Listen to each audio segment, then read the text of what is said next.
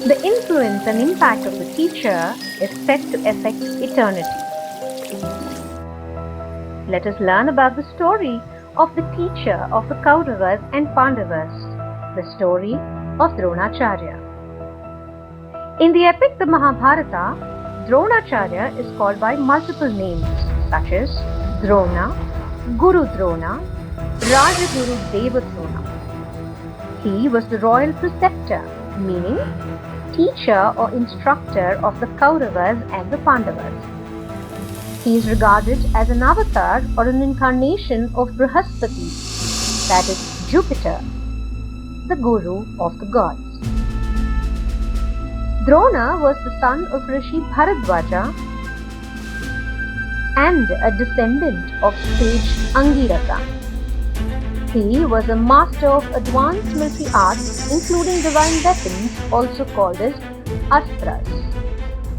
During his time at the Gurukul, now a Gurukul is a school where the sons of the rishis and the royal princesses learnt the scriptures. These schools, unlike our schools, needed students to stay in the homes of the teachers until they learnt all the holy texts. Going back to the story of Drona, he was in the Gurukul run by his father, Rishi Bharadwaja. Here, Drupada, the prince of Panchala, was also sent to complete his learning. Panchala Prince Drupada and Drona became good friends. Their friendship became so intimate that at one stage Drupada told Drona, "When I become the king of Panchala, I shall gift you half of the kingdom, my dear friend." After completing their studies in the Gurukul, Drupada returned to his country and was eventually crowned as the king.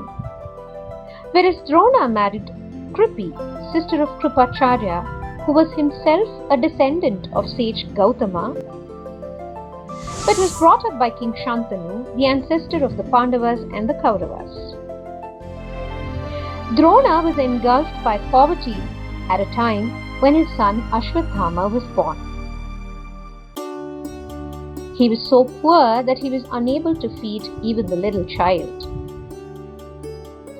At that time, he remembered his Gurukul friend Drupada, who had offered to give him half of his kingdom after becoming the king. Drona approached Drupada, but the reception he got was not very encouraging. Drupada didn't even seem to be remembering their friendship. Yet, Drona briefed him of his plight and sought help. "Dear Drupada, I am in utter poverty, not even able to feed my wife and little son. I came here in hope that you will help your childhood friend." And he reminded Drupada of his generous promise made during the Gurukul days. Drupada chided Drona at this and said, "How can you take the words said during childhood so seriously? And you have the audacity of talking about friendship of such times to a king?" Drupada also pointed out, friendship or enmity can exist only between equals, and not between a king like me and a pauper like you. Stomaching the insult, Drona pleaded Drupada, "O great king, for all time's sake, could you at least provide me with a cow to enable me to feed my starving child?"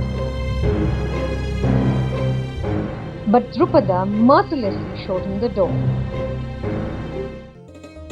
After some time, Drona was chosen by Bhishma Pitamaha, the grandfather of the Kauravas and Pandavas, to teach archery and other martial arts to the Pandavas and Kauravas, and Drona's life changed for better. He was a highly respected and admired teacher of the Hastinapur princess.